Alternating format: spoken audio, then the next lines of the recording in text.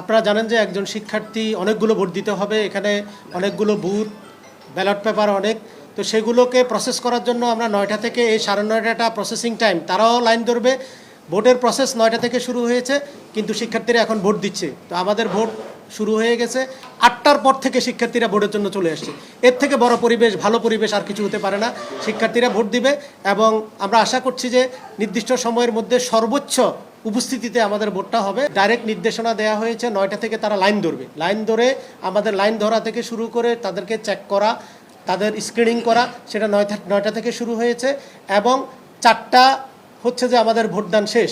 সেই ক্ষেত্রে লাইনে যারা থাকবে তাদেরকে কিন্তু আমরা কি ওই সময় 4টার পরে তাদেরকে আমরা ভোট নিব। তো সেই ক্ষেত্রে আপনারা সেই পর্যন্ত অপেক্ষায় থাকেন। আমাদের শিক্ষার্থীরা যদি 4টার পরে ওই 4টার সময়ে যে লাইনে যারা থাকবে, যারা শিক্ষার্থীরা ভোট দিতে আসে, তাদেরকে আমরা ভোট নিব।